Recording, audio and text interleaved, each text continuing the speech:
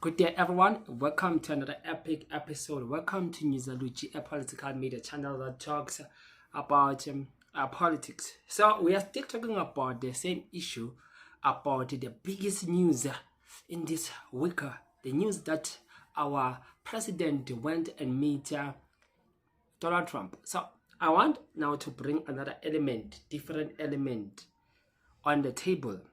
Especially, I want to speak with the members of the EFF and the members of the MK party.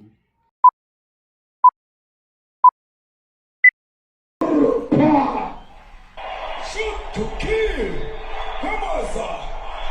Kill the poor. The farmer. Kill the poor. The farmer.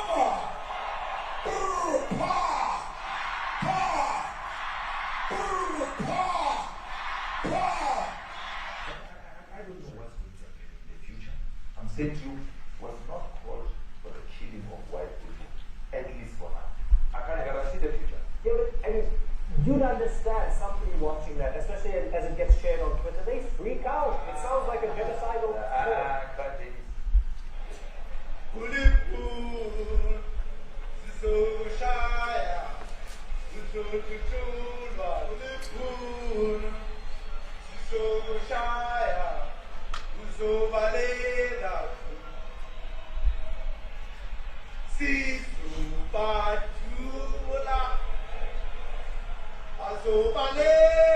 A few moments later.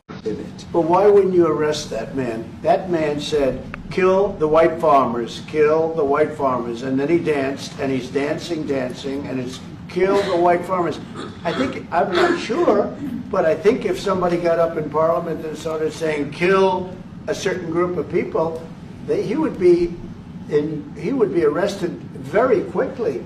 That man is going all over South Africa, and that's not a small party. That was a stadium that holds 100,000 people, and I hardly saw an empty seat.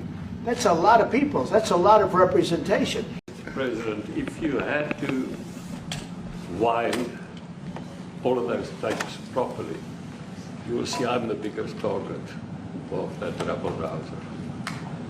Number one for over 10 years, Mr. Malema. In fact, the first time I met him, he was in the youth league with that gentleman, and look how he's changed. Right. We have too many deaths, but it's across the board. It's not only white farmers, it's across the board. And we need technological help. We need Starlink at every little police station. We need drones. I actually got drones donated for the peace parks to stop elephant and rhino poaching. And his predecessor stopped the importation because he said the United States would spy on us. I also want to just say this, that the two individuals that are in that video that you've seen are both leaders of opposition minority parties in South Africa. Mkhonto Wesizwe under Mr. Zuma and the economic freedom fighters under Mr. Malema.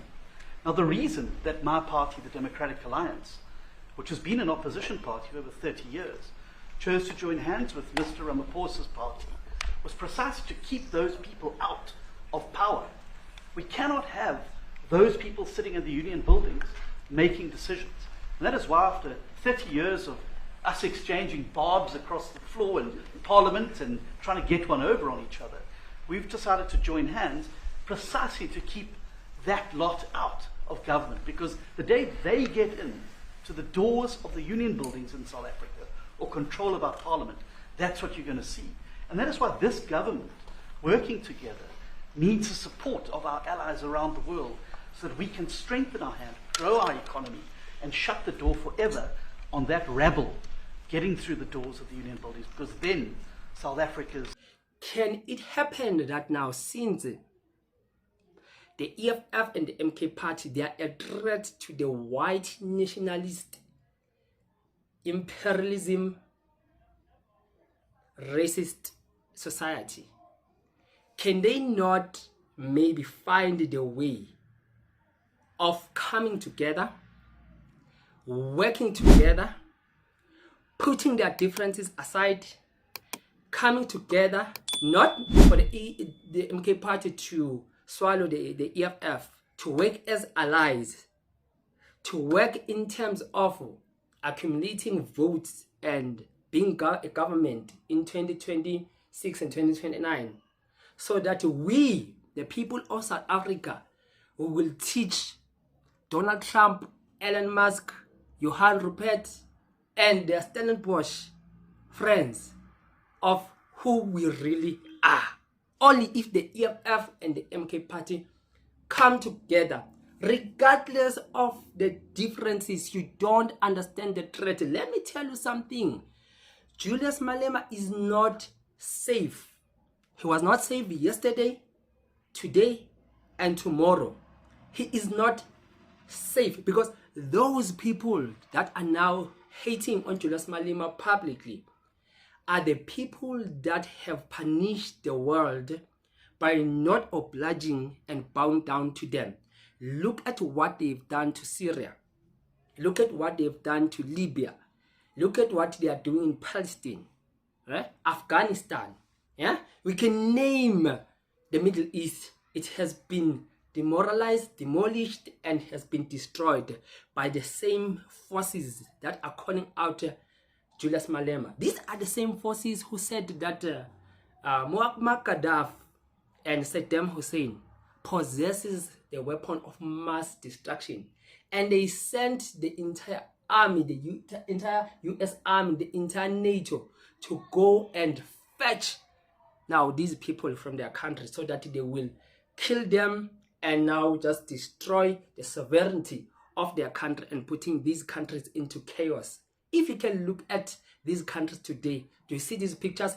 This is the result of the USA when they hate you. That's why I come today and I say to you, Julius Malema needs to be protected by all means necessary. So the black elites, the black monopoly capital who are supporting the regime change, who want to see the revolution happening, must come together with their pockets, with their funds, and make sure that they protect, they bring the best security for Julius Malema to an extent that he becomes untouchable.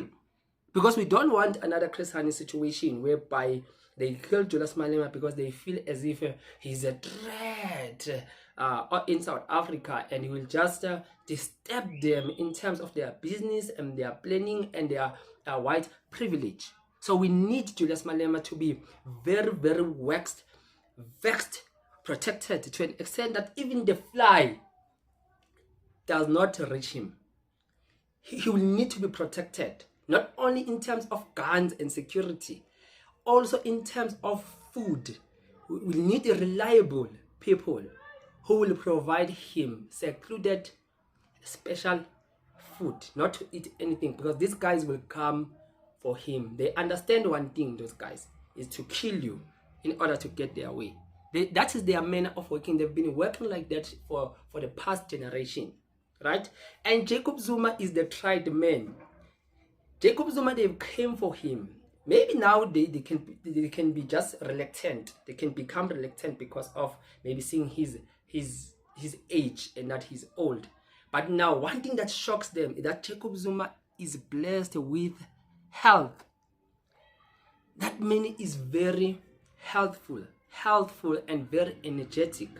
And that is what puzzles them to say, how can the 82, 83-year-old be such active? They are starting to ask themselves questions. And Jacob Zuma has been persecuted in the time past by going against these guys. He was once poisoned, maybe not once. He was poisoned, Jacob Zuma. And after that, remember that even Diki Mabuza, who was the fiction of Zuma, was also poisoned, right? And you remember that Jacob Zuma, there was a time whereby his bank accounts were frozen without him being charged or anything, right? That is before the Zondo Commission, the July unrest, all those things happened. Jacob Zuma, his accounts were frozen. Tutuzane Zuma, his children's accounts were frozen. It showed you that those who are in charge of the country, they are controlling everything, even to sabotage these politicians that people look up to, right? So Julius Malema, they've tried, you remember? But it was the ANC that was behind now the sabotage of saying that let us use SARS, of teaching him the lesson, and his assets were frozen and all that happened. But that is in the past, right?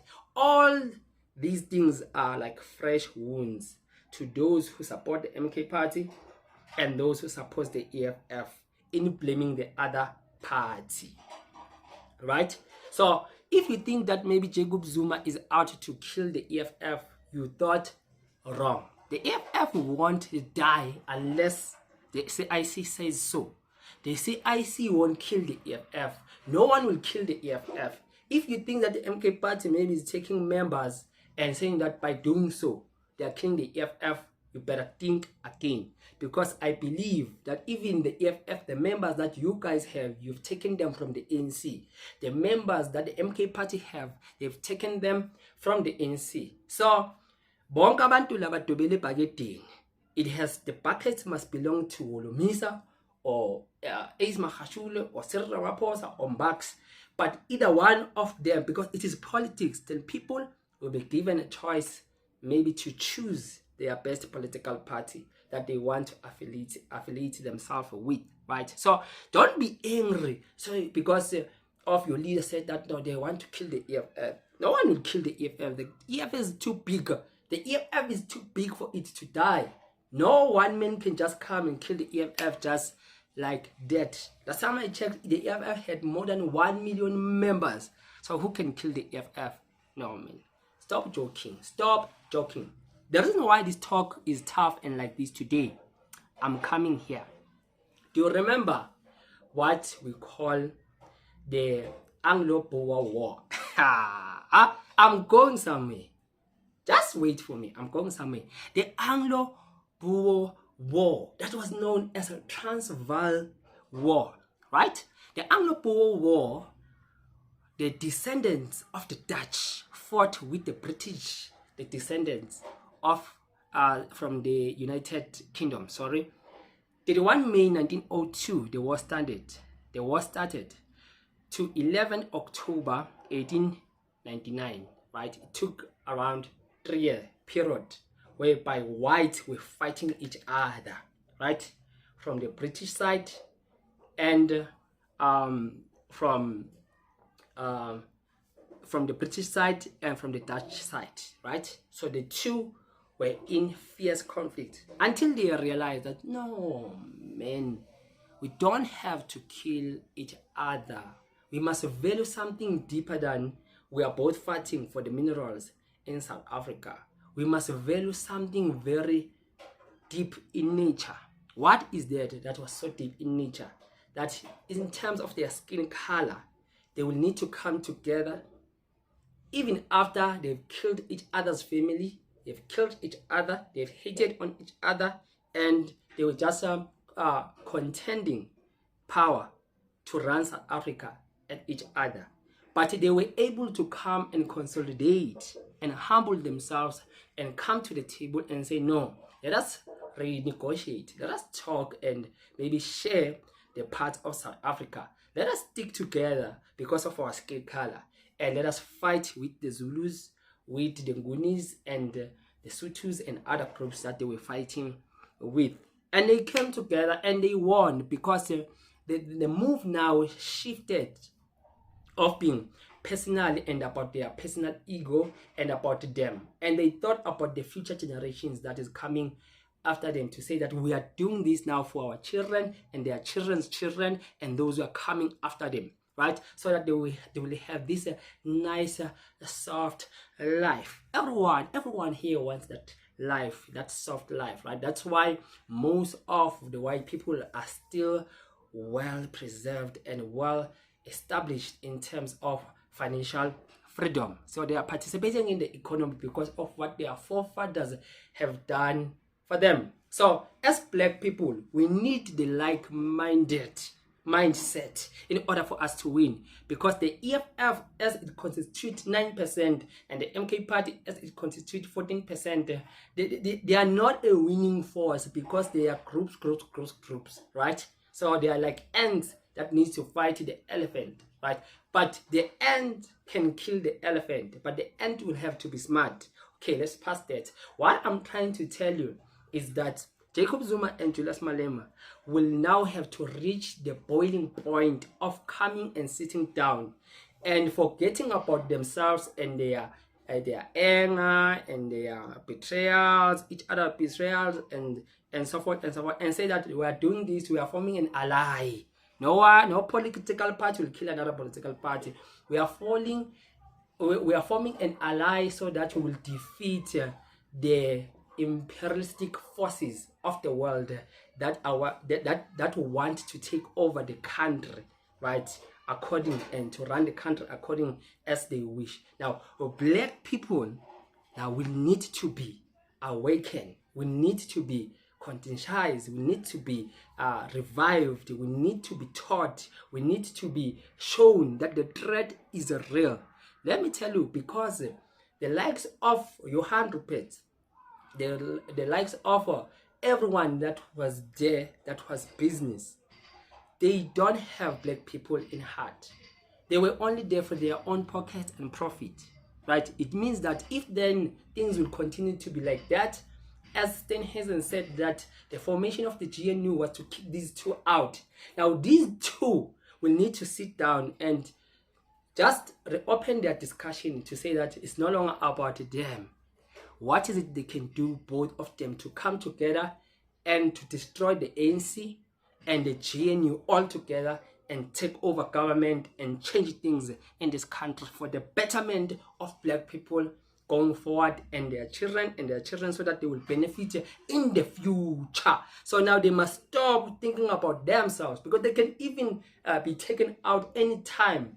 The forces, I'm still reminding you, the forces that are behind these people that are hating on Julius Malema and Jacob Zuma are powerful. You and I, we will not even fight them. The only thing we can try to do is to get rid of this notion and idea that there's democracy, because democracy, it is a white man's role that he uses as a scam to loot the resources and to loot what are the benefits of the country. While you and I, we think that no, but we are voting, we are selecting this one and this one, but now the monopoly capital money, where there is capital, will always have the bare hand to control the dynamics and the functions of things in the countries. That is why so many countries in Africa are underdeveloped, are not developing, because of the term, the so-called democracy that was introduced by them. So it is time now for us to reject the democracy and to come together, regardless of which political party. Continue to love your political party, but you must come together just once and change things for the future of our children and for us in this country. So I appeal to the leaders of the EFF and the MK party and the likes of the ATM, the likes of BLF, the likes of Azapo, and the likes of all these progressive black parties which are not funded by white people. But no, but Julius is funded by white people. If Julius was funded by white people would not have spoken about him like that. He would not have be singing the Kill the Boer song like what he's doing, right? So it shows that now Julius Malema is a freelancer, right? So you can't now hold the grudge and take the past to make it the future. And about the same with Jacob Zuma, you take the past, the coach does this, the coach does that, and you make it the future. No, we need another political game changer. If you and I, we forgive our bosses that we are working for, that are racist, that hate black people, we forgive the likes of de Klerk, right? We forgive a lot of people who are living the best life today, who were killing people during apartheid, right? We forgive those people. We smile when we talk to them. We laugh when we talk to them. But why would we not forgive each other? Why is that? And come together for once, because of Nati, our skin color, to protect ourselves, to love ourselves like that. Just regardless of who you did what in which year, this is the date, regardless of that, but we come just once we come together. Then after we've changed the constitution according to what we want it to be, then everyone can go home. My mom used to say, Amakoro. Everyone will go to his favorite political party. If you are NC, you go back to the NC. If you are the DA, black person, you go back to the DA. If you are the EFF, you go back to the MK party, you go back to the ASAPO, you go back there, right? Then we work together towards a common unity, like what the Anglo Boers did when they ended their war. Imagine after the fierce conflict that these guys have, but they were able to come together to the table and negotiate some terms, which those terms worked for their benefit, worked for them. That is why even their children today are settled. What do you think? Please leave your comment on the section below. I'm interested to hear more of what is your take on this subject matter. Please don't forget, you can leave a comment on the section below, and you can subscribe to this channel. Remember, it is for free. You don't pay anything. Until we meet on the next video, and I'm out.